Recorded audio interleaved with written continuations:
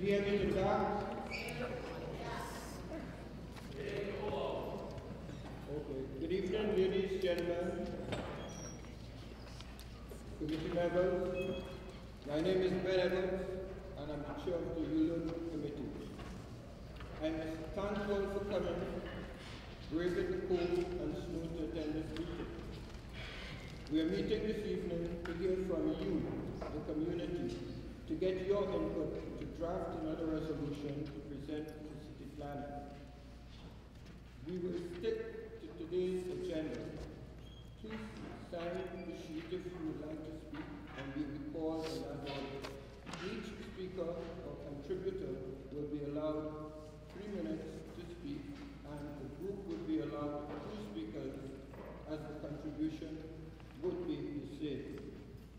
From this session, we will prepare documents to be present at our next meeting on February 11th. To make this evening a success, we will ask that you show respect and not interrupt speakers, whether you agree with their perspective or not. They are part of the community and should be heard. We would like the session to be a civil and progressive and productive session. Let's have the first presenter.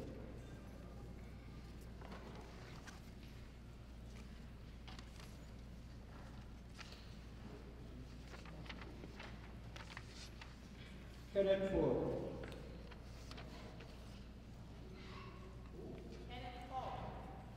Who are the members of this committee? Who are the members of this committee? Because 30 community court residents with an application is to be a member of this committee. Kenneth Ford, please come forward. Who is the members of the committee? Who are the members of this committee? Identify yourself. My name is Alicia Boyd. Who are the members of this committee? You have the right to know. It's an open public meeting. Who are the members of this committee? Who are the members of this committee? Please stand up and identify so we can have quorum. We are here. You didn't want to speak? Who are the members of this committee? We're here to gather information. Who are the members of this What we're committee? doing, we wouldn't like disruption. We want to have Wow. be Open contained meetings law. and don't Who want are to the be members of this hostage committee? by one individual from one group. Who are So the we members move of this forward. committee? We move Who's forward. going to be voting on the Mr. resolution? Fox, please speak. Who's going to be creating this resolution and voting? Right. Who are the members Are you of this speaking, committee? Ken? Yeah, I'll speak This is a quickly. committee and we Go have ahead. the right to ask who are the members of this committee. Just don't speak. Please start speaking. Just so there's no disruption. Yeah, but Who are the members of this committee? Good evening, ladies and gentlemen. Who are the members My of name this is Kenneth Ford, and basically I am an advocate. I go to Medgar Evers College, but in the past couple of months I've been working at the New York State Court Navigator. It is embarrassing to see how many people from this community is coming down there, either about to get evicted, in pain, and hurt. If you're going to talk about the housing and the land use, that's great, but talk about the human value that goes along with it. I've had too many of y'all coming to me crying, coming to me in pain, because y'all being kicked out of your homes for little and no reason at all. People have come up to y'all getting false eviction notices from the landlord. The landlord can't give you the eviction notice, it comes from the marshal who tells you to get out. Y'all being offered money to leave y'all homes, $10,000 and $20,000, and being told that y'all gonna be transferred into Crown Heights, into East New York. It's not happening. And the last part is, once somebody new buys your home, they refuse to give y'all a new lease, and they also tell you to get out. Whatever land use is gonna come your way, make sure that y'all can stay in your homes. Because too many of y'all is coming down to 141 Livingston Street, crying, hurting, in pain, and I can't help y'all.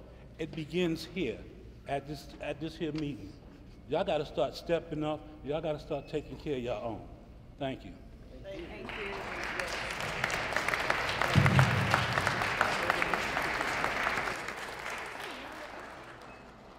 Okay, the next speaker will Is be this the Alan. ULURP committee? Alan Is this the ULURP Gruber. committee? Alan Who are the Gruber. members of the ULURP committee? Who are you? Who are you? We have the right to know. We have the right to know. We have the right to know. Who are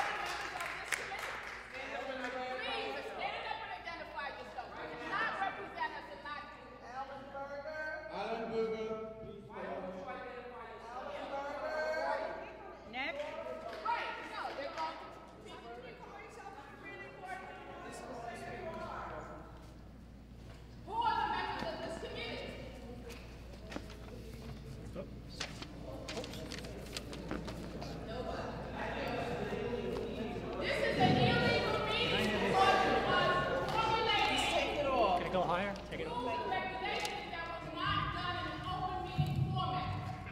You have a rule of procedures for conducting your business, and it was not done in an open meeting format. That's the law. All the decisions that are made in this board have to be done in an open meeting format. I'll lose your place. Thanks, Alicia.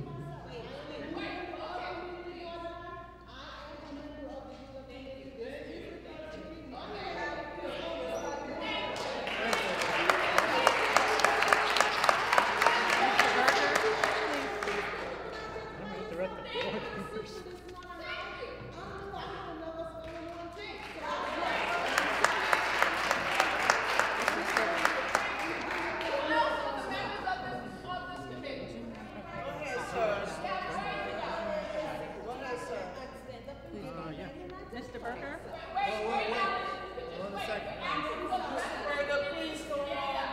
No. See Are you guys going to introduce or no? Should I go on? Anybody else? Who else are members of this committee? Is there only two members of this committee? Okay, let me go. I don't have that much to say. Alan Berger with concerned residents of CB9 for community-sponsored rezoning study. Okay, I want to pose several questions for the ULURP committee and for the community. That's something to really keep in mind as we go forward and talk about this resolution and redraft it. What is the primary goal in requesting rezoning? I think we need to go back to that and really look at it. Do we think we will actually achieve it? Do we think the only way to achieve our goal is by agreeing to an upzoning of all or most of the transportation and commercial corridors? Empire Boulevard, Flatbush, Rogers, Nostrand, New York, Ocean, and Parkside Avenue. And what do we think the impact on the character and diversity of our neighborhood will be? A related question is, over time, thousands of market rate units are added to the neighborhood. What will happen to our existing affordable housing stock and small businesses? Something we really have to think about. If we're not going to be able to achieve our original primary goal, which I believe was trying to downzone certain areas to prevent buildings like 626 Flatbush from being built in the future, or be able to preserve the character and diversity of our community, then what do we have to gain by moving ahead now? What will we lose if we don't move ahead? Do we think we will get taller and more dense buildings and more buildings and units overall with a city-sponsored study or with a community-sponsored study? What's the downside to hiring a professional planner now who will represent our interests, assist in a study, and negotiate the best deal we can get? Also, is there a number or goal for how much more affordable housing this district should add, given the large amount of affordable housing already here? Why isn't every other neighborhood being asked to do their share? And lastly, how can we promote greater awareness and discussion about this issue within the district, within this community board? We need to have more discussions, dialogue, together, talking together. We should seriously consider creating a locally based and supported community-sponsored plan, developed with the help of a professional planner that's creative and goes block by block and lot by lot to identify all the areas where we are vulnerable to out-of-context development, and to suggest zoning changes that make sense for that existing lot and block. In terms of goal number 1, preserving the character and diversity of our community, Time's up.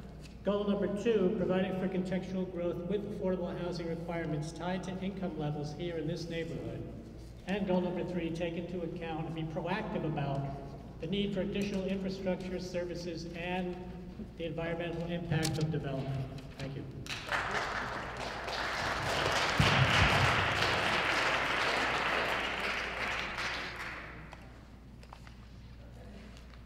Again, we're asking Next. for members of this We have to say Riverdale. Okay, and please make sure that you include the residents that also put applications in for the unit. How many people put applications in for I'm the going to unit? resident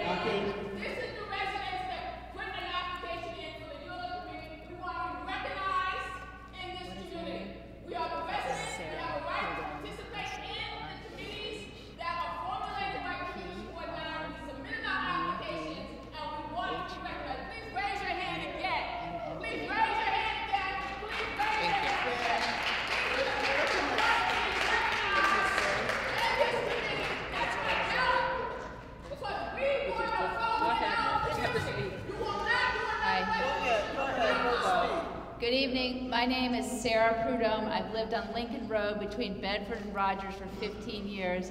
I've been attending all the recent meetings since I found out in September that our community's request for protection from rampant development turned into a request for major increases in density along our transportation corridors. I'm not opposed to change in development, but we've seen what major zoning changes have brought to Brooklyn. High-rises, which on the whole have led to more displacement than affordable housing. I respect our mayor's attempt to foil the massive gentrification citywide with his added affordable clause, but he's already earmarked 3 neighborhoods, East New York, East Harlem, and Bay Street and Staten Island, to carry out his massive experiment. I would like to see our very special neighborhood try a different kind of experiment. Why should we accept a template placed on our neighborhood without thorough public debate? I have confirmed from several professional planners that the public hearings that come after a zoning study has commenced are a sham. We need to demand that CB9 and our politicians fund an independent planner or lawyer to represent the various factions of the neighborhood. We know that the developers are well represented at city planning. As for Empire Boulevard, I completely empathize with my neighbors who are suddenly faced with the possibility of 14 or more stories slated for their backyards. P-Pen formed because 626 Flatbush was about to loom over their homes. This was an as-of-right building, but like this Penn Station debacle, it was wrong of our politicians not to act to preserve our views from our only haven from the city, Prospect Park. P-Pen worked through proper channels and even launched a lawsuit, but to no avail. Prospect Park belongs to all of us, but now, no matter where you go now, on our side of the park, you can't avoid the view from that, in Mel Brooks' word, is ludicrous tower. If the politicians can't deliver on a building that clearly is not in the best interest of the neighborhood, why should we expect anything different with a new zoning plan? In sum, we have seen communities who work with city planning have been given in Brooklyn. Williamsburg has skyscrapers in a floodplain. Brooklyn Heights views of Brooklyn Bridge from their esplanade have been blocked by developers' greed. Atlantic Yards, while done at the state level, only has affordable housing intact because of a threatened lawsuit. And finally, we need to see the infrastructure changes that will be in place before any green light can be given to massive development and density increases. This in no way should come after the fact. My neighbor waited for 3 trains before being able to get on one at 8:30 last week. Both of my children are on the trains for 2 hours a day, and rarely do they find a seat. And this is before the dozen or so new buildings that are in the works for our neighborhood are even up and running. I'm in favor of smart development, but so far what city planning has provided us is this. The wealthiest areas are downzoned and the minority areas are upzoned. Tossing in 20% affordable units to 80% luxury units in tall towers doesn't portend well for the character of our neighborhood. Maybe our mayor should think about getting rid of the tax breaks for the super wealthy in the 57th Street towers in Manhattan and earmark the money for an affordable housing complex that doesn't depend on developers' profits. Let's have a community-driven zoning plan where a professional planner and not a developer helps us decide what is smart growth in our jewel Prospect Lefferts Gardens.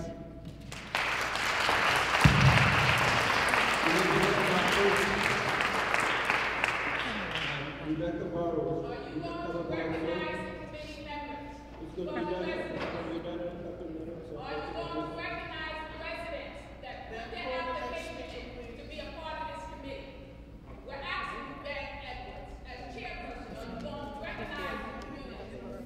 Are you going to recognize the community, Ben Edwards? We put our applications in. I personally handed you applications in 2 weeks ago. Are you going to recognize those applications? Hi, my name is Rebecca Burrows. My family resides on the third block of Midwood between Rogers and Nostrand, and we've lived there for about almost 15 years. Sorry, Rebecca Burrows. Rebecca Burrows. Our family strongly opposes the planning study put forth by the city for our neighborhood and wants to vote no on any resolution put forth by the city planning department to begin a study. We want to protect our block and the avenues surrounding our block which would be Rogers and Nostrand, from high-rise development, but see nothing in the current resolution that would give us or our neighbors this protection. Instead, what we read from Article 4 from tonight's agenda is anything but protection, but in fact a call for modest increased residential density of up to 6 stories. At the moment, the highest building on our block is 4 stories. We do not want anything that will consider going higher than the context of the current buildings on our block. In fact, we want downzoning from R6 to R5.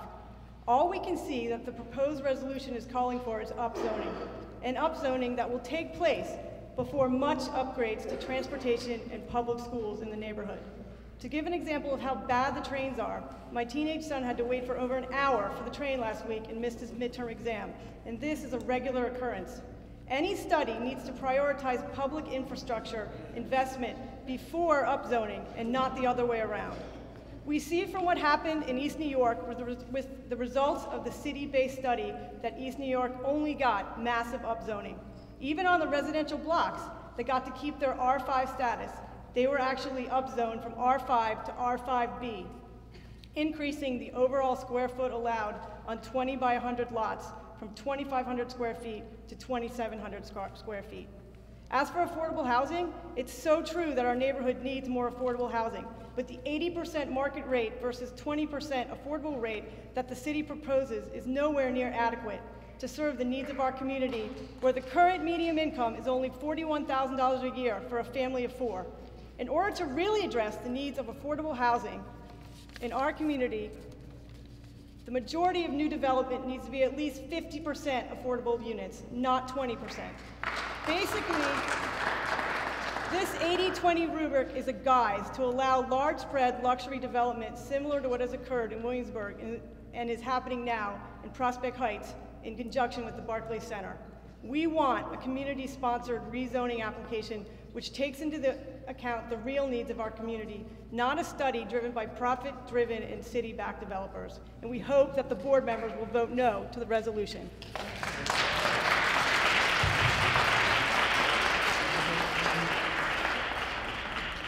Next, Elizabeth Matthews and Grace West. Could you stand over here? Ms. Matthews? Yes, you'll be the next speaker. Hello, everyone. Can you hear me? Yes. My name is Elizabeth Mackin. I live on Lefferts Avenue. I am here representing my own views, even though I do work with both MTOP and the concerned residents of CB9 supporting a community-sponsored rezoning. I want to remind people that the impetus for the rezoning study was to prevent what we saw as out-of-context development by requesting that city planning conduct a study to downzone our district.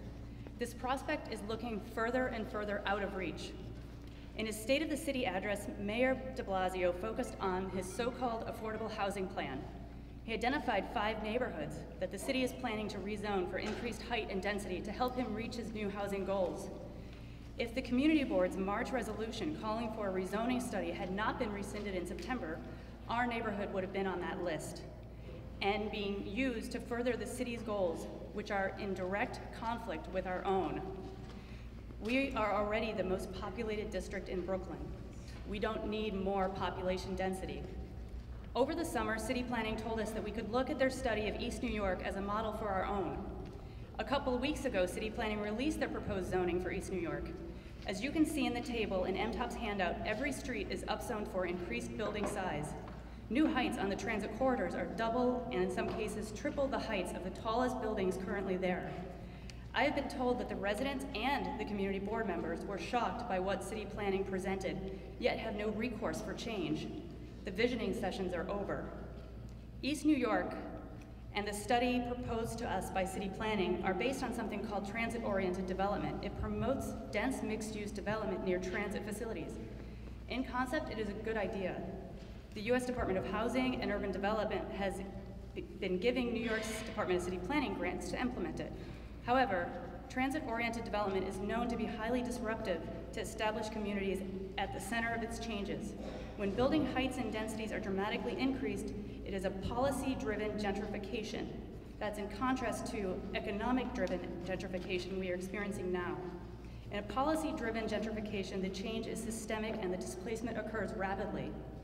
If we allow city planning to implement transit-oriented development on our transit corridors, Washington, Franklin, Bedford, Rogers, Nostrand, Empire, Flatbush, Ocean, and Clarkson, we will have widespread displacement of our residents and small businesses. Our neighborhood will be completely transformed.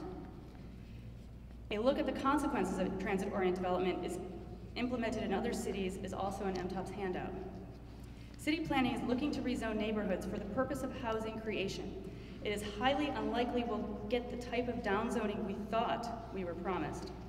I still support a rezoning study, but it is imperative that we get the language of this resolution right. We need it to request exactly what we want studied and what we do not want studied. This has been successfully done in other neighborhoods, and we have the good fortune of having dedicated and experienced people already involved. I just want to be clear, I'm not asking for any new affordable housing in Community Board 9, I'm asking for preservation, and I'm asking that there be no residential on Empire. The city is already losing too much of its commercial zoning, and that's going to be a loss of jobs in the long run.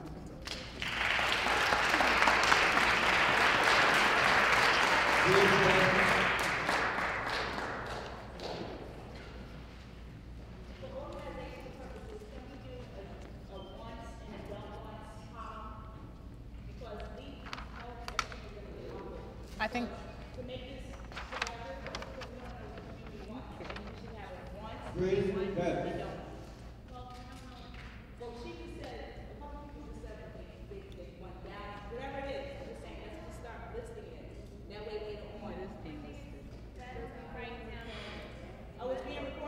yeah. The last one. Nobody's recording it. It's so much. That's all I'm saying. I think maybe in the once we assimilate all of this, we'll be able to do columns based on just my thoughts. The next speaker will be Lynn. Grace Betts. I'm Grace Betts. Hello, community members and other people. Can you hear me all right? That's better, yeah. Okay, my name is Grace Betts. I live on Lincoln Road between Rogers and Bedford, and I have lived there for 26 years and have been so proud to be part of this community. And it truly is a community, and I think that's at the root of my concerns. As a community, we have things that you've already mentioned. We have a multiracial community, we have a multi-economic community, we have all kinds of different housing. We have a lot of things that people would say would be the ideal in developing a community. And I can see, as we have spoken about here, that some of those things will be destroyed, and some of the poorest people will be displaced.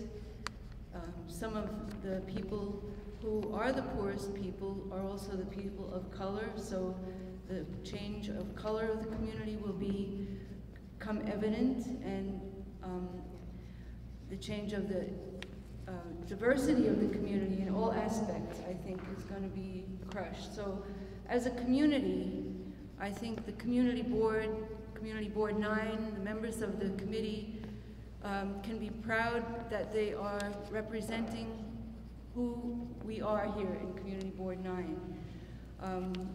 I personally have some little fears. You know, I live near Rogers Avenue, and if there were to be tall buildings, the sunlight on my house would be greatly diminished. The sunlight in the gardens that so many of us have worked really hard on our blocks. You know, the greenest block in Brooklyn contest is a very popular thing in our community. It would just not allow for the same kind of fraternizing and delight and the things that make life in this community beautiful. That's just an example. The shadows that are cast by those tall buildings on the park, on the garden, on our backyards, on our front yards, are just, to me, a nightmare in the making. I really would like to support the idea of an independent planner to help us take a look at our specific, particular community and help us hold on to the things that make it so special and so beautiful and make it even better. Perhaps, you know, we do have a very dense population. We have tested resources in terms of transportation that are, you know, need to be looked at and improved. So, yeah, my time is up?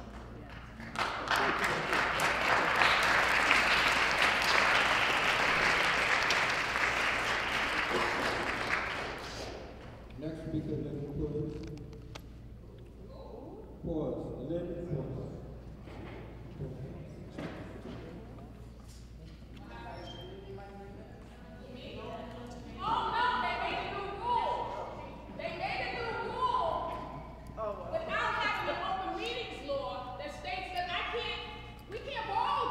We can't do it? Oh. A new rule! Okay. Without an open meetings law!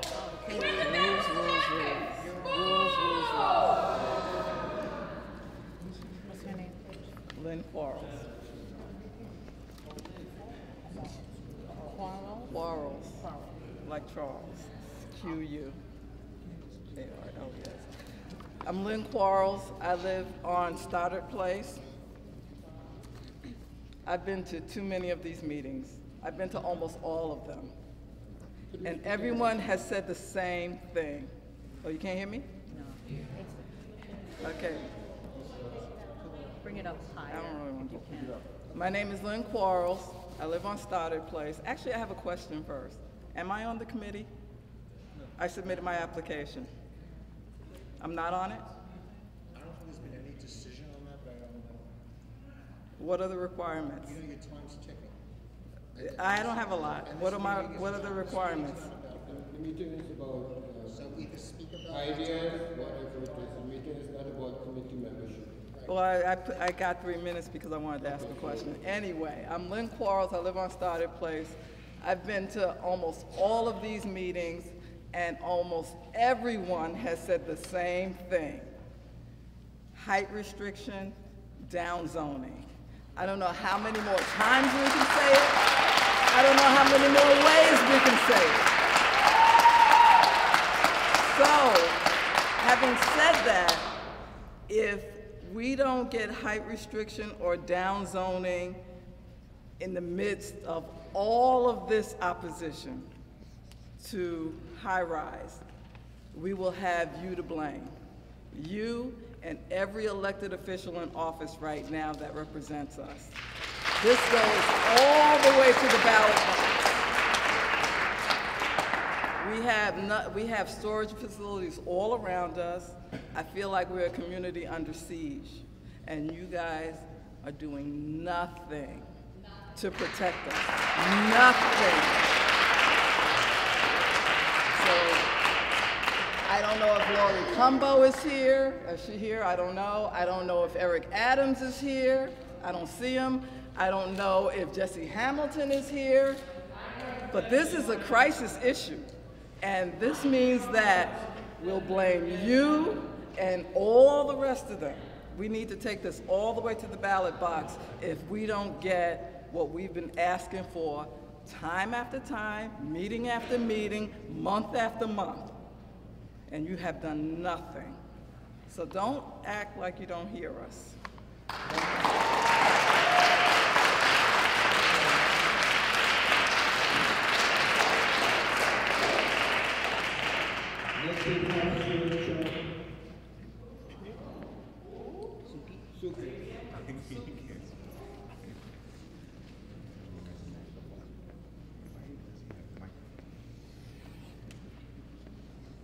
Hi, my name is Suki Chung. I'm a resident of Fenimore Street between Flatbush and Bedford, and I moved to this community 3 years ago from downtown Manhattan. A group of neighbors who called ourselves the Prospect Park East Network started campaigning almost 2 years ago for low-rise, responsible development on the Flatbush and Ocean Avenue superblock near Prospect Park when we realized a 23-story tower was going up.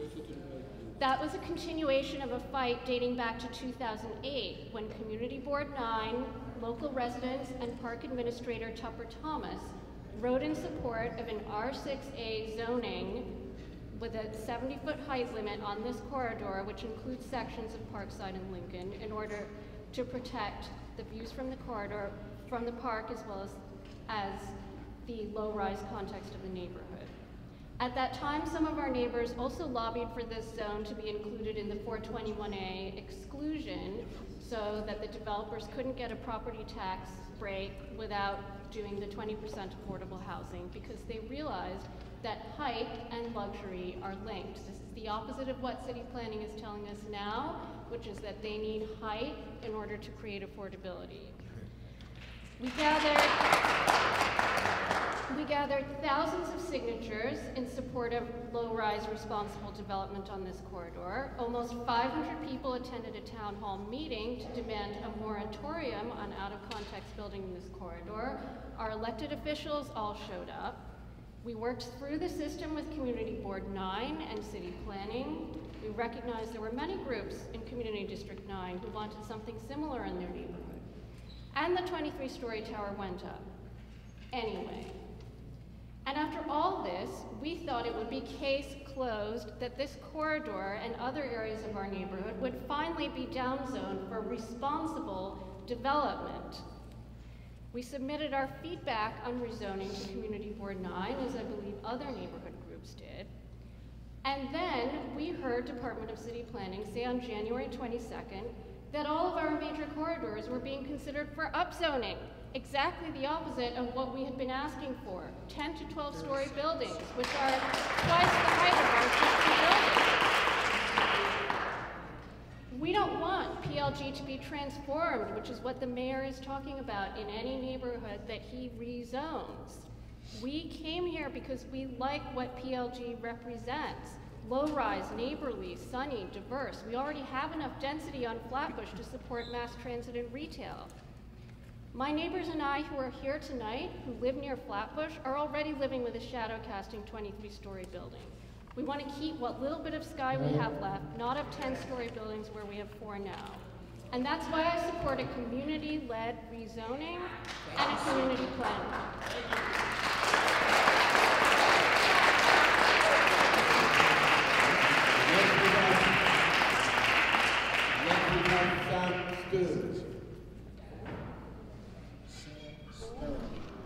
Hi, could we just not applause when someone's speaking? We're trying to make sure we capture everybody's comments. It's really, I know, but it's really hard to capture what someone's saying.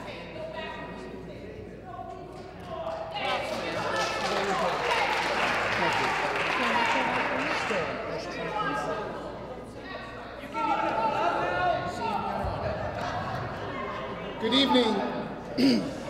My name is Sam Stern, and I'm a lifelong resident of Crown Heights. You don't have to applaud yet. I was Sam Stern. Don't start the clock yet. I grew up on Carroll Street. I currently live on Carroll between Brooklyn and New York, and I'm here tonight with some of my fellow neighbors. But we're here tonight representing 22 of our fellow neighbors on my block and on the next block, who have one simple concern. And just a side note, we pretty much support everything that's been said so far tonight. We don't want this to become downtown Manhattan.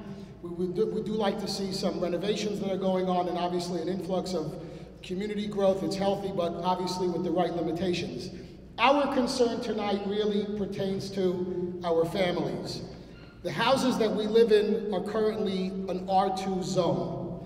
Our neighbors to the right and to the left, the blocks going towards Kingston and going towards Nostrand, are R6 zone or R5 zone, which allows them to build a little bit larger than what we have. An R2 zone basically gives you a maximum of about 3 bedrooms. 3 bedrooms doesn't really work when you have a family of 3 or 4 kids. You want to have a little bit of space. Excuse me. What we're asking for is a simple upzone, a courtesy that will get us somewhere that we can have a few more bedrooms so we don't have to put our children in the basement. So if we're living on the 3rd floor, my kid doesn't have to be in the basement and cause a concern. this is not a business venture, this is simply a quality of life concern. So they've asked me to come up and speak on their behalf. It's all the neighbors on the block. Carroll Street, I think you're aware of it. Our community council has sent you letters. It's an important concern, and if you can address it and give us the attention that we need and help us out, we would greatly appreciate it. And thank you for everything that you do, and thank you to everybody for coming out tonight. We're with you. Thank you.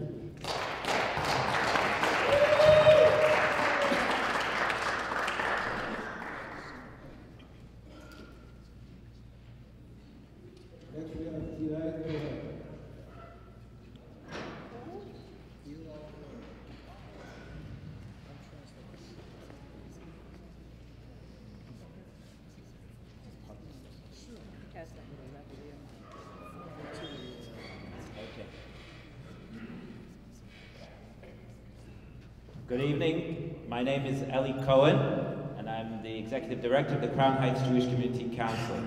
Before I address the specific issue that I want to get to, my friend Richard over here in the... Before I get to the specific issue that I want to address, I just want to say something very general about this conversation. We've been in this room for about an hour. We've had beautiful speeches till now. People have raised very important issues. And there was not one word said, as some of the literature that's gone out and some of the rhetoric that's gone out, trying to inject one neighbor against the other, one race against another, one religion against another. And I implore you, you may be very passionate about this issue, one way or the other, don't stick race into it. There are poor people.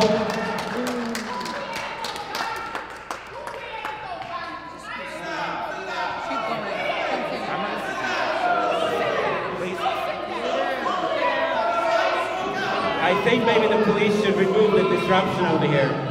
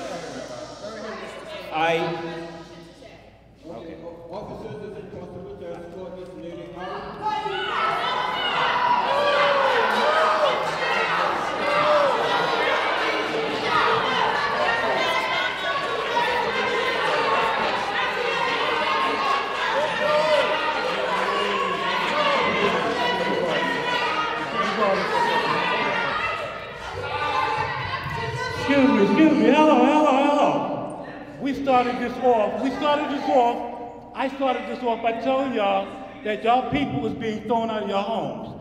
It don't make no difference what this person think or what this person think. Somewhere in the middle, y'all gonna hear the result. Somewhere in the middle, if y'all get together, y'all will stop this dumbass screaming at each other and start getting together, and maybe y'all can work together and find a solution to the bullshit. But for right now, I'm going back to court tomorrow to deal with your neighbors who walked up to me crying. I'm going back to court tomorrow to try to find solutions to keep them in their damn apartments. So y'all keep carrying on like this.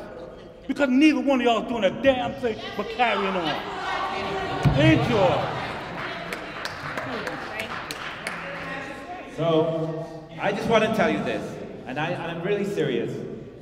I want elected officials, and there are some represented here in this room, to understand what we're dealing with over here. There are legitimate issues of development. There are legitimate issues of economics.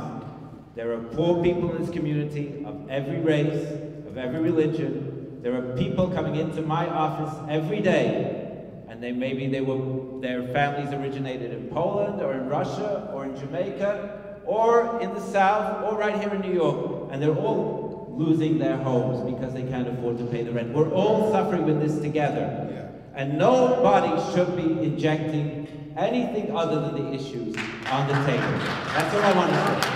And I want to say the developers that are developing over here, they could be Italian, they could be Irish, they could be Jewish, they could be African American, it can be for profit or not for profit. It doesn't matter. This is an issue about a community that we all own, that we all belong to, and I don't want to see another flyer coming out that injects this issue into the mix. Now I want to go to point 2. And Alicia, you're raising a good point, and I'm listening. Okay, I'm going to listen to your point. You made a very good point, and I want to address it. When we came to the community board a year ago in January, the letter's on record, and we asked for city planning to look at the area west of New York Avenue. City planning said, we don't want to look at the area the east of New York Avenue. City planning said, we don't want to look at the area east of New York Avenue. We want to look at the area west of New York Avenue because that's where the transportation is. And we can't do the whole neighborhood because we can only do 50 blocks. So we wrote a new letter to today, and we asked for one thing which Mr. Stern referred to, and that is, if you are, I don't know if you're going to do it, I don't know which side is going to win out in this debate, or maybe there's multiple sides. But if you are going to do a study, and if you are going to be looking at the area west of New York Avenue, there are 4 blocks, a few dozen families that are very badly affected by a mistake in the zoning where they have an R2 zoning on houses which are row houses. And we want those 4 blocks at least to be included in the rezoning. And those blocks are Carroll Street and Crown Street from New York to Kingston. And I'm asking that the boundary should go that way. Okay, so we're in agreement. So why are we fighting? Why are we fighting? Thank you.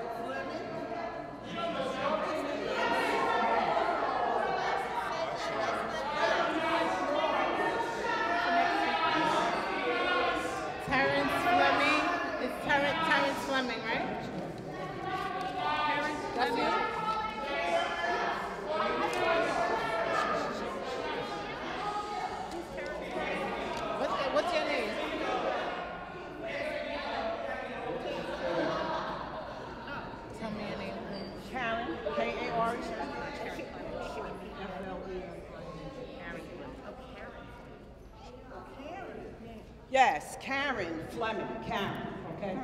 I've been living in this community for 50 years. Not 50 minutes. And I'm also here representing not only myself and my 2 sons who grew up in the community, but my mother who is 90 years old and still living in the community, okay?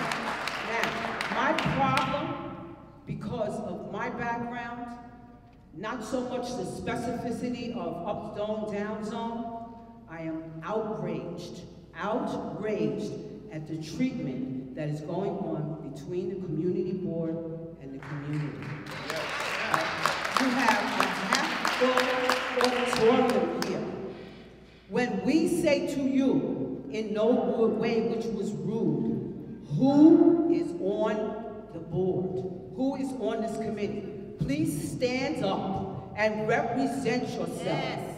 That should not be too much for you, because you are supposed to represent us, not the other way around, okay? You should be working for us, not the other way around, okay? that you have imposed in the middle of the game are against your own Robert's Rules of Orders, which is what you say that you operate with.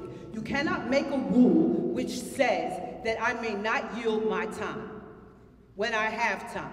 So I'm not going to talk anymore because I am outraged. I continue to be outraged at the treatment that we are getting from the community board. And then when we respond to it, you're all like, well, what do you expect? We have a point of view which should be close to your point of view because you should be representing us, not the other way around.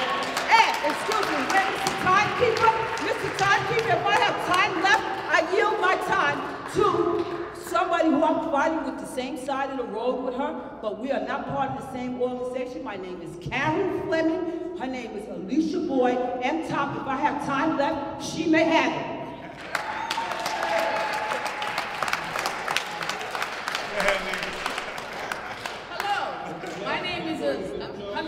My name is Alicia Boyd, and I am one of the organizers and founders of M-Top, the Movement to Protect the People. As you know, we have been fighting very long and very hard to stop what has been purposely done is the upzoning of our community.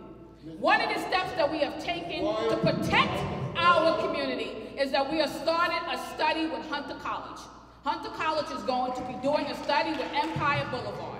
We are demanding that Empire Boulevard be removed off of the study parameters because we are studying it ourselves. Hunter College is a legitimate university that has the power to create a study just like city planning. So we do not want to see not 1 inch of Empire Boulevard on any resolution that comes out of this board. That's the first thing. The second thing is Washington Avenue. Who's here for Washington Avenue? Okay, Washington Avenue is already protected.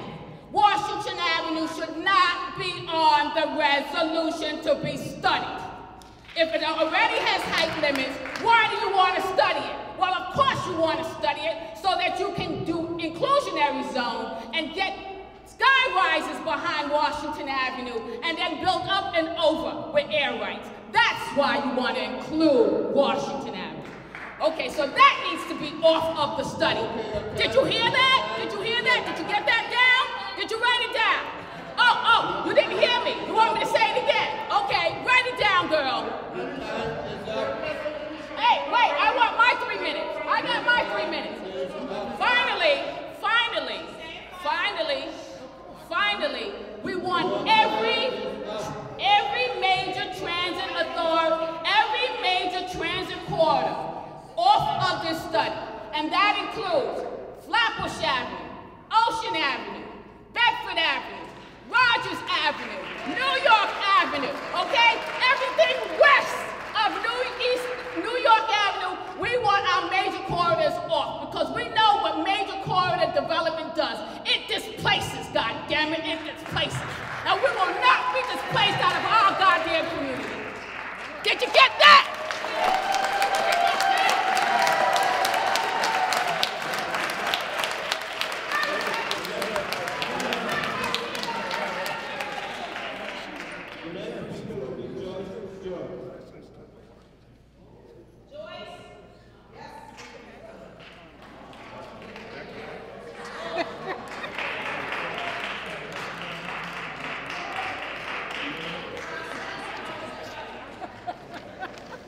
Ladies and gentlemen, good night. I want everybody to hear me. Let me see if I'm... Can you hear me? The name is Joyce Stewart. Joyce Stewart, can you hear me? From top to bottom, I want you all to hear me. Closer to the light, can you hear me? Here? Okay. Joyce Stewart, I am the president and founder of 320 Sterling Street Tenants Association. For over 3 decades now. Since the early 80s, we have founded and brought 320 Sterling Street to what it is today. I am pissed off only because I don't understand why we don't get the respect from Board 9, because if you go back and hear the time that I'm talking about is since in 1981 we started this Tenants Association. We brought Sterling Street from what you call the DMZ zone, which is the demilitarized zone, the Vietnam, where everybody had a posse, and we brought 320 to what it is today. We brought the park across the street to what it is today. And now we have brought it now like a Fifth Avenue. Nobody feels that we should be recognized. But I want to tell you all something. We are what you call buffalo soldiers, and we fight. And we will never give up this fight. And all I want you all to understand is respect on both sides of the fence. Because when they were shooting the bullets at us, I didn't see many people who were insulting us, telling us now we can't talk to Board 9. We were ducking the bullets. And I'm trying to remember and look at some of the faces on Board 9 to see if I know who you all were. One man threatened me. I have to make a report. I went to a meeting at Board 9 and he didn't even know who I was. So it simply shows you're picking up people from all over the place, bringing them overnight, and all of a sudden the pioneers are nobody. Rest yourself and get your act together. As the gentleman said here, if we want to work together, you have the Jews, you have the Gentiles, you have the blacks, you have the whites, the Hispanics, everybody and the mother. We are all one people in God's sight. And we must learn to work together, because we worked together from 1980. It's over 3 decades now. And it's with the Jews and with the blacks and everybody and the mother. And before we could go any further, because I'm not getting into the zoning thing, get your act together as a human being and understand it's community first and not yourself. Thank you.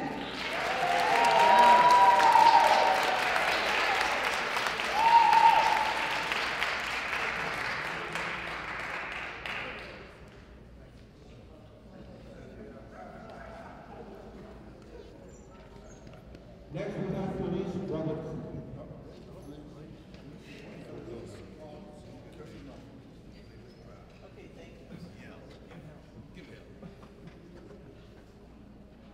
Felice Robertson. Amen.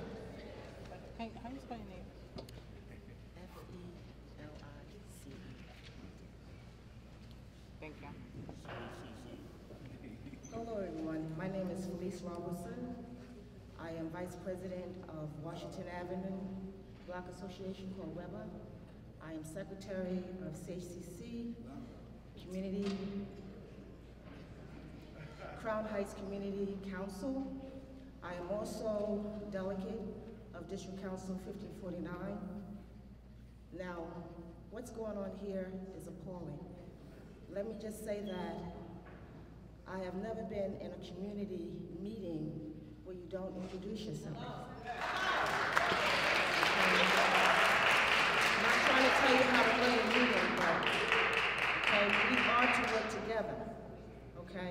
Now, I've lived here most of my life, and that's over 30 years, to see that this beautiful community was once free to park.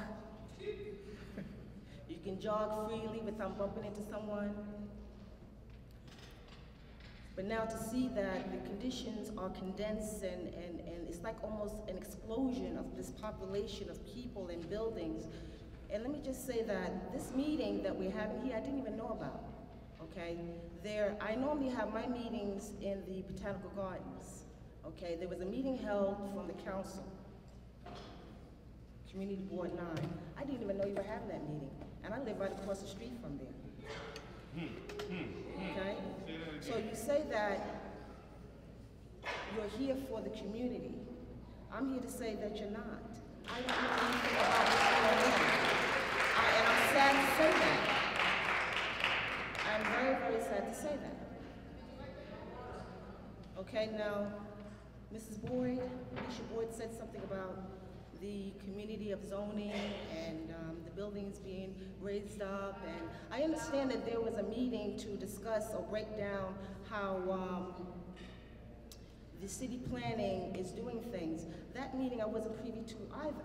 So at least I can get a better understanding, or we all can get a better understanding, okay? I'm also told that you don't even have my email to contact me, but yet it said that they're contacting everyone in the community.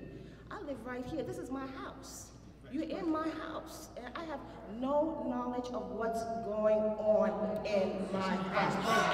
She's the vice president. And I'm the vice president of the Block Association. That's right. okay? I'm just here to say that I don't agree with what's going on. I don't. I'm sorry, I don't. And I pray that we all can get together and be cohesive in what we're doing here and get a good understanding of what's going on here. Work together in doing this to accomplish something for us all. Okay? And thank you.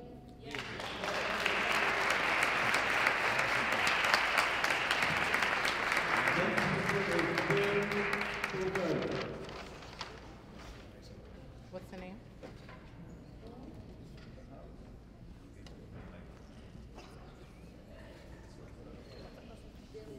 What's your name, please? Bill, and the last name's Hoagland, H-O-G-E-L-A-N-D.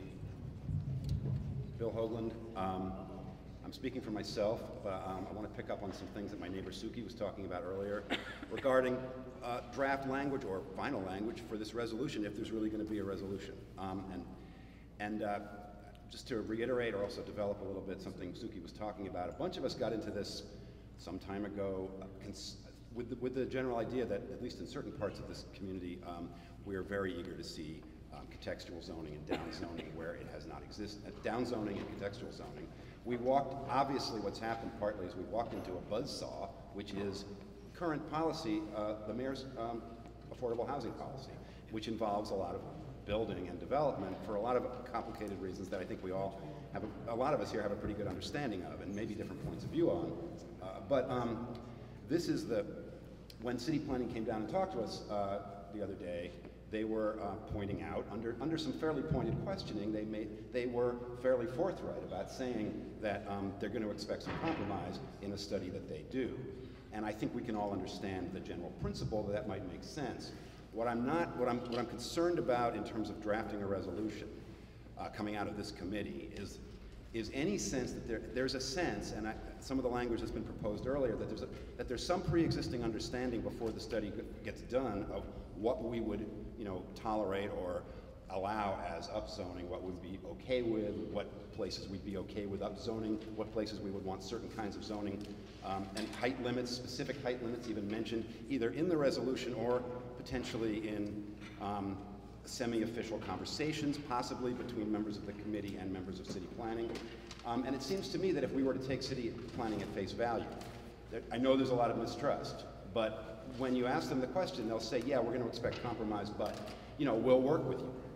If they really were going to work with us, it would take hard negotiation to get them to do the kinds of things that we want to go on here.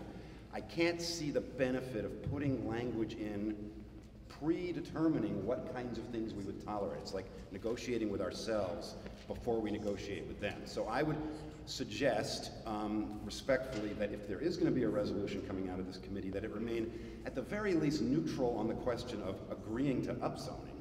And I actually think that since there's a large feeling that's meeting after meeting that downzoning, except maybe there's certain blocks that some people have some other issues with, but that generally speaking downzoning has been the move here, that it might want to mention downzoning and not pre-agree to any upzoning. I think there's a tendency to want to appear reasonable when going into the negotiation, but I don't think in the end really it is reasonable to kind of have a prior understanding, either official or unofficial, about what that study might come up with. So I like the idea of an independent planner, but if a resolution's coming out of this committee, I'd like to think that it's coming clean, and then negotiate hard. That's my proposal.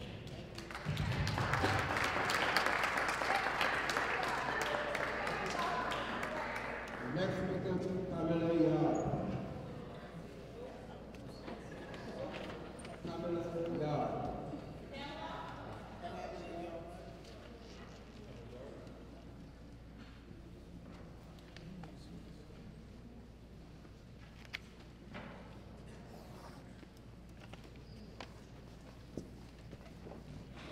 Hi, my name is Pamela Yard. I've been a resident of Sterling Street for over 50 years. Now that I'm retired and can enjoy my home, city planning wants to come and build high-rise residential buildings in my backyard. I oppose the residential structures on Empire Boulevard. I know Prospect Lefferts Garden is a new development frontier. It has been discovered by developers armed with plans to transform vacant lots into residential development on or near Flatbush Avenue in Empire. The new development will increase the number of multifamily buildings in Brooklyn Community District 9. 1/3 of the dwellings in CB9 are 1 and 2 family homes, while 25% are multifamily buildings, and 1.2% of lots are vacant land. By building all of these new affordable buildings, people will become displaced by high rents. It will cause an increase in density in an area that is already highly populated. I feel Empire Boulevard should not be included in the study.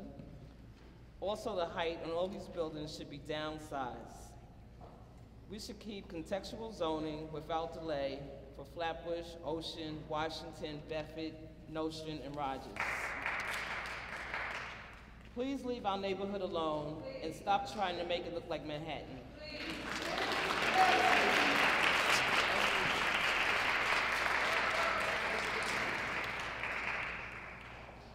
Next speaker is Tim Thomas.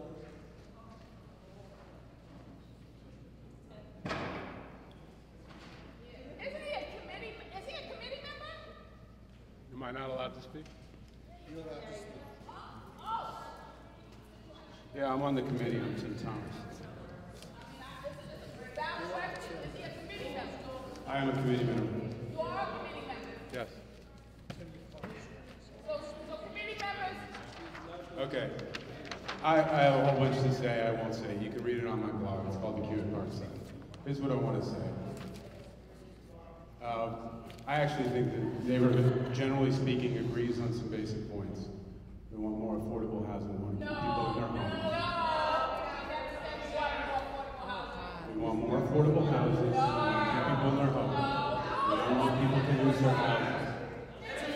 Now, Hunter College is being presented as a possibility. I hope they do the study. I hope we get 2 studies. But I want to say something. The city planning has been pretty clear. They're not going to accept just any old study. It's going to have to be something that goes with the mayor's objectives. So if we actually want to get rezoning, I know a lot of people don't, it's going to happen through the city. That's the way that I hope it happens. The last thing I want to say is that I've heard a lot about racial unity. We've got people in the neighborhood who are calling people Uncle Toms. They're race-baiting Jews. They're also, I see you right there, you're the one who called me KKK. So I just want to say, how are we going to get together even if Hunter does do a study when the leaders of this supposed study, the people who are organizing it, are using that kind of language? So either you got to tone it down.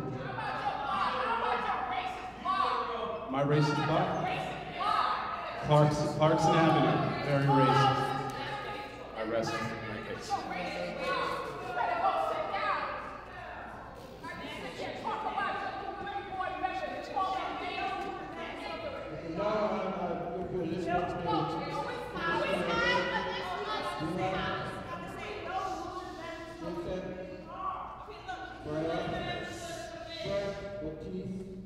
Amy Albert, Michael Satiro, Brandon Scott, Brad Evans, Darren Wood,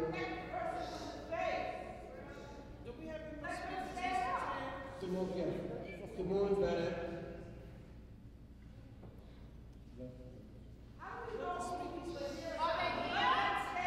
Jacob Goldstein, Rosemary Perry, Wayne Nicholson, Evelyn Williams, Jacqueline Wells,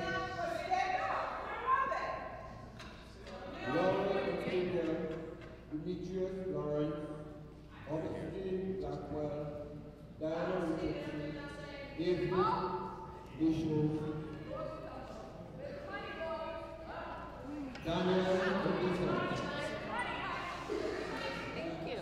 Okay, the next speaker will be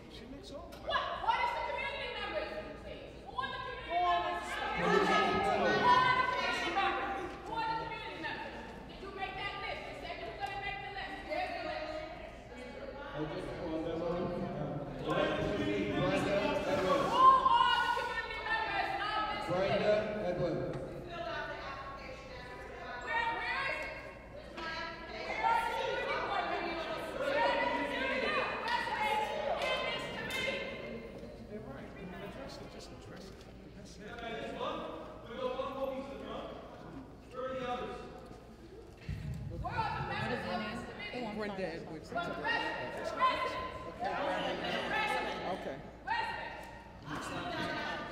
Hello. Go ahead, Brenda. Good evening, everyone.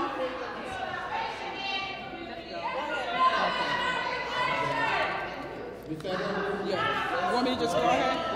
All right. Good evening, everyone.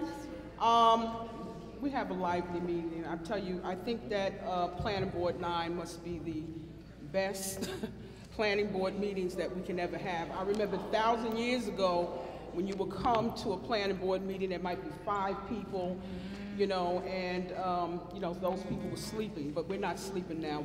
We're very much awake. And I think that part of the problem is that the community itself has to be awake, you know, including myself, way before these types of situations happen.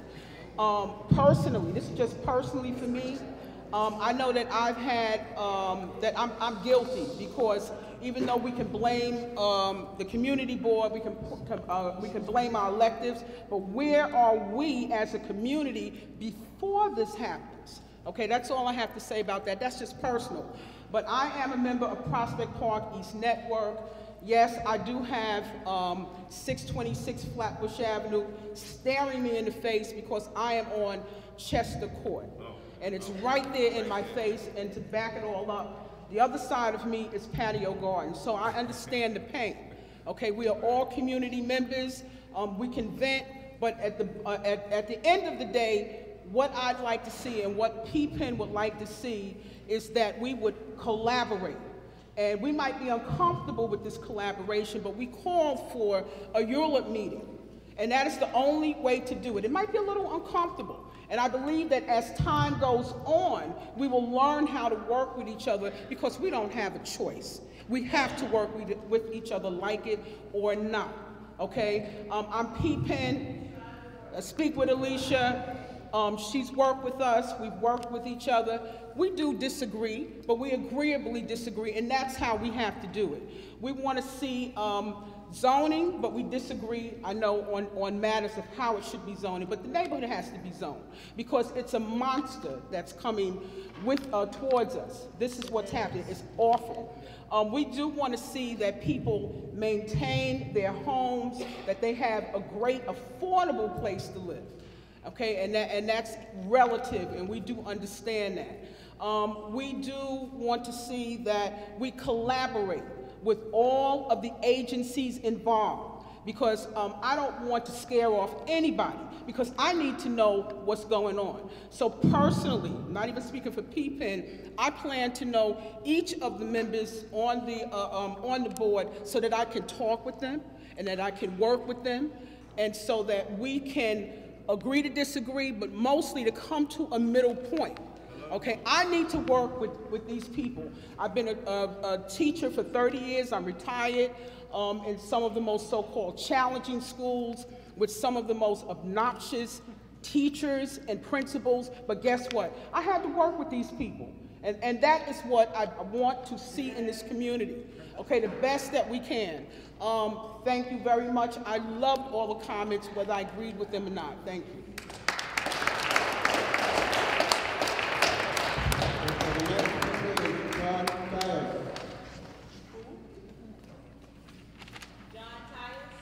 John Tyers.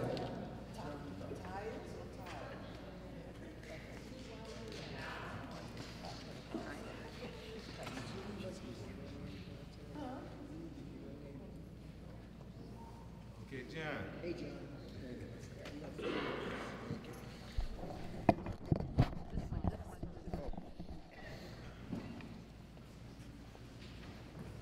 Good night, everyone. My name is John Tyus, and I am a former resident of President Street.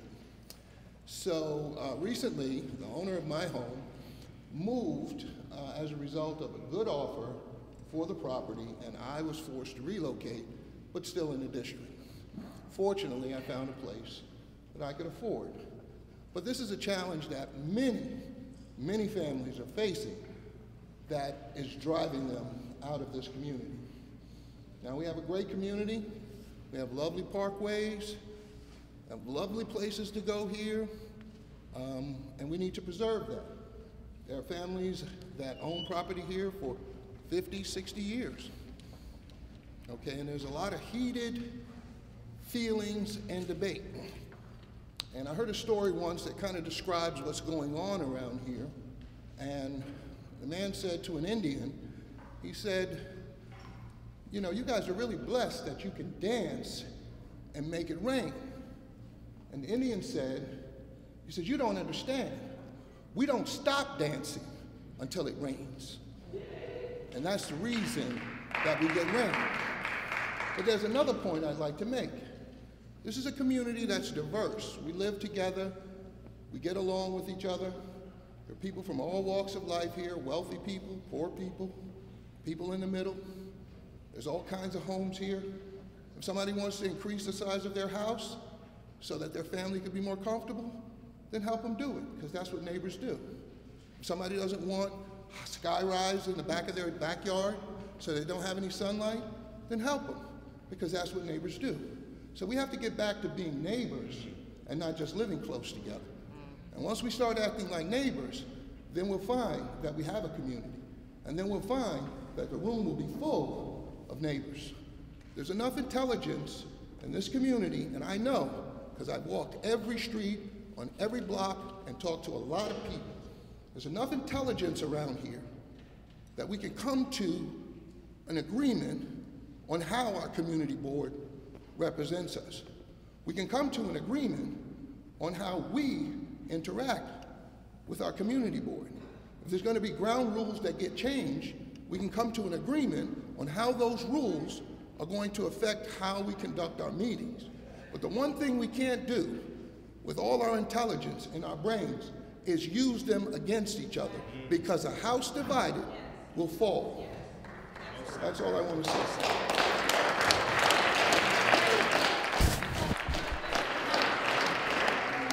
Okay, thank you, John. One of the last speaker. This meeting is adjourned. Oh, no, we have a council member that would like to speak. Councilmember Campbell.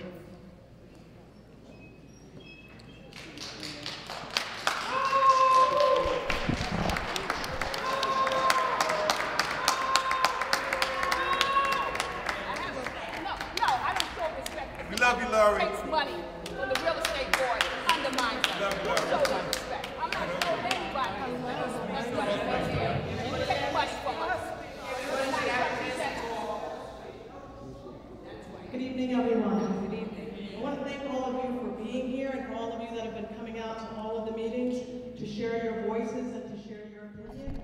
We have a very, very important decision to make in terms of the future of our community. So I'm here primarily in the effort just to hear your feedback, your communication, your conversations, your ideals, because this decision ultimately should incorporate all of our visions, all of our dreams, all of our desires into the community.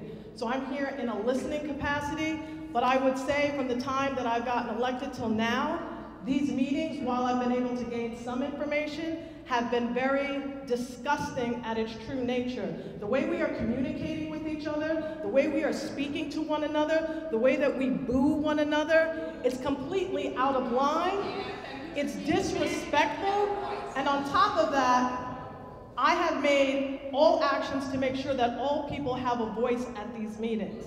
And that is what I have maintained. So talking over people, talking about people, the accusations that are being made, you can't substantiate them and you cannot back them up. So be real serious about the accusations that you're making to people. Because where I come from, you're talking very serious talk. And be prepared to back it up. Okay? So if you can't substantiate that, then you need to bring that bass down out of your voice and take it down a notch. Because that's really inappropriate where you're coming from. Okay? So we need to move forward as a community. We need to move forward as a community. This type of talking, it's just disrespectful. It shows us that we are not a community, that we are not civilized in a way. Okay? And let me just say this. Let me say this. When we have the microphone, we have to respect the person who's at the microphone. We have to respect our leadership at the very least.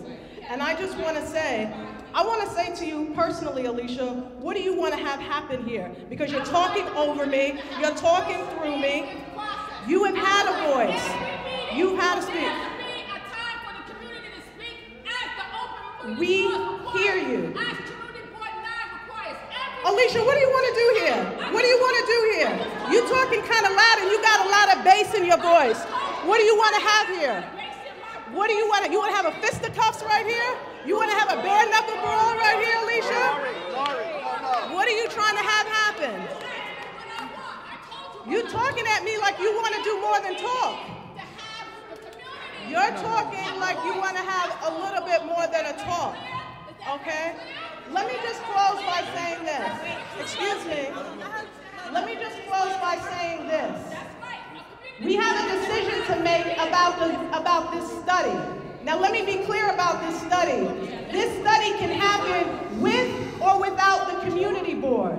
This upzoning can happen with or without the community board.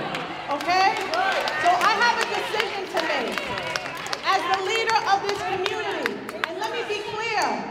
Not making a decision is making a decision in this case. I am not going to allow this community to just slander off to whoever developer at the highest price wants to build and develop whatever they want. We have a decision to make. I will make that decision, and if I can't hear everybody's voice in this room, I will make it independently. Be clear about that.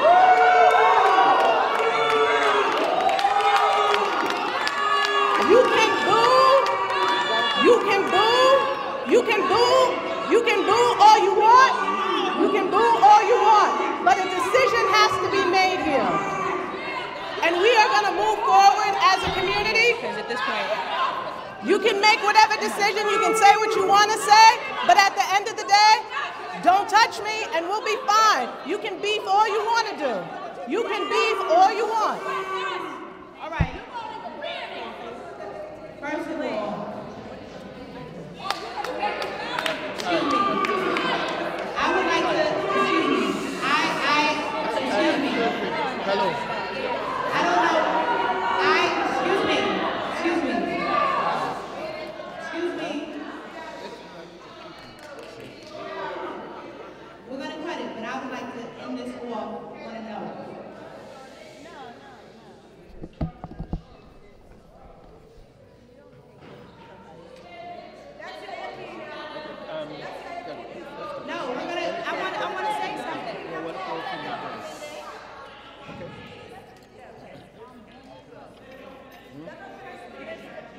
At this point, I have sat here because I am first and foremost a community resident that wanted to be on a community board.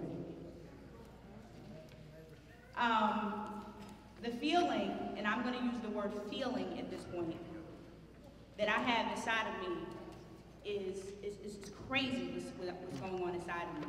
Because people have been forced to come out of their character tonight. So, as far as I'm concerned, we were not successful.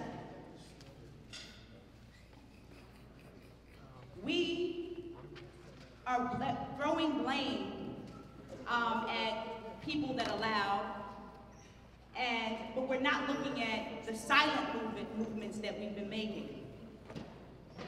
You have to wonder, is it success we want? Because it started off all wrong to begin with. Respect is you start a meeting on time. I'm not on anyone's side with the site of right. I'm gonna just say that. I'm feeling like a caged animal because people have been trying to shut me up since I've been part of this situation, and I'm not understanding it. The second thing is, you start on time. Anytime you start a conversation, you introduce who you are.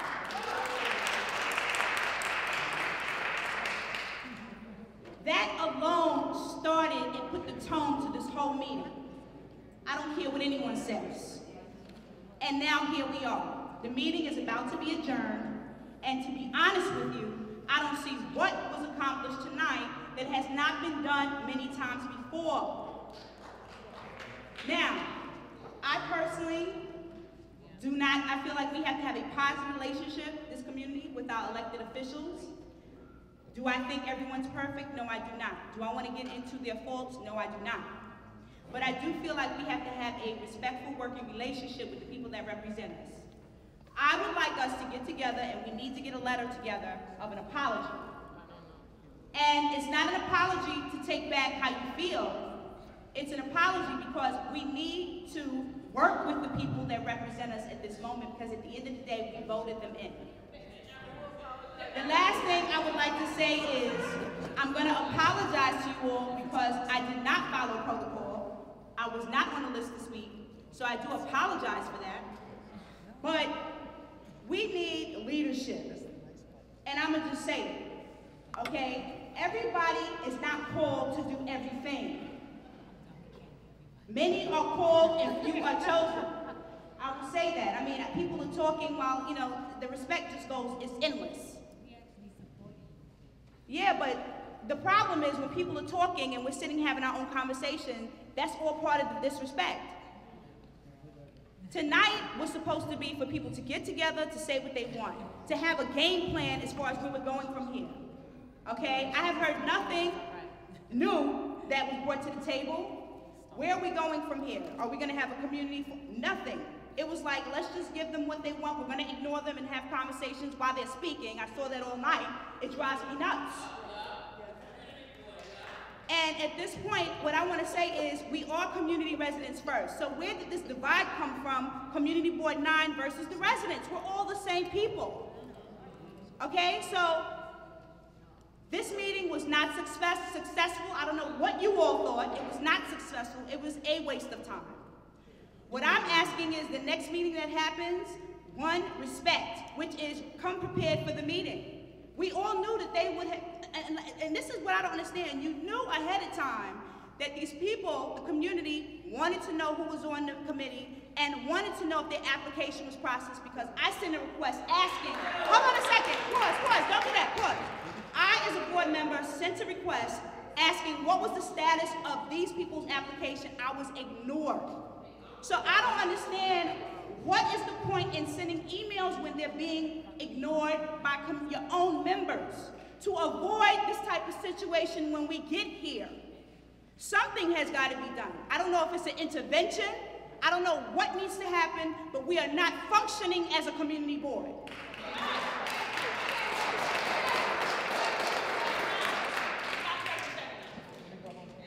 And unfortunately, until we get this resolved, this resolution is not even going to come. And that's what people have been saying.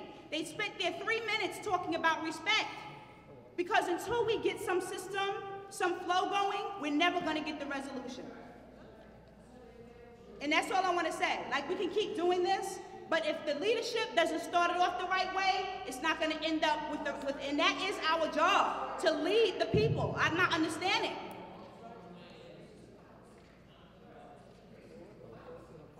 I know you all want to go home, but where is there the allotment for real conversation? There's no dialogue that happens. Okay, a person gets up here and says what they've said time and time again. The next person gets up here and says time and time again, and there's no conversation, there's no dialogue. So I'm sorry that I have to be here and ask these questions, but my pleas have been ignored since I've been on Community Board 9. And all I'm asking for is a conversation among even board members to happen, and it's not happening. I don't understand what the problem is. We talk about outreach. A lot of people are saying they did not know about this meeting. Okay? People on the board, whether they feel comfortable saying or not, we have asked these questions about outreach. What happened to newsletters? How come people don't know what's going on? And there's no solutions. So for the community residents that don't know what's going on, I just opened it up so you can see. There's no secrets going on here. What you see is something it's defunct. It's defunct. And what I'm proposing is together we take your suggestions, because one suggestion, and I'm sorry, but I'm taking this time because I spent 7 hours with these people after that meeting. I didn't get home till 2 in the morning. I spent 7 hours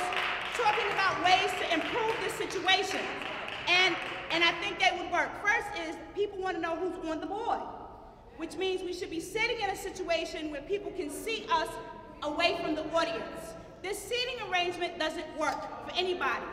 Some people suggested ID tags, because you may not know who I am. You may want to talk to me offline somewhere. Some people suggested. So these type of things, for those of us that have gone to school for it, the way things are set up will project the situation in the flow.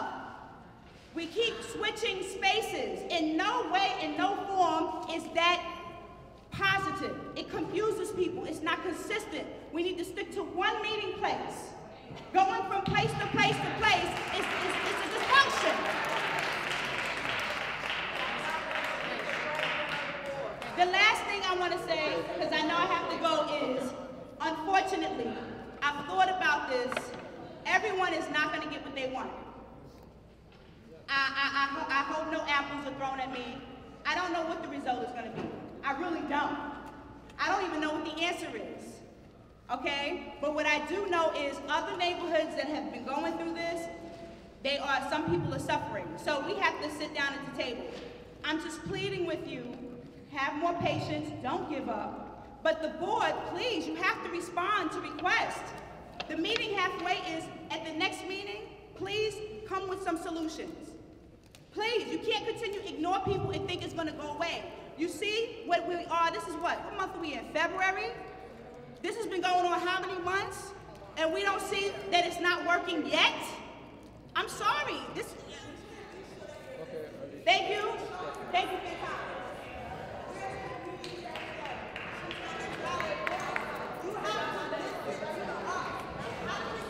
Okay, everyone, thanks for coming. Okay. And meeting is adjourned.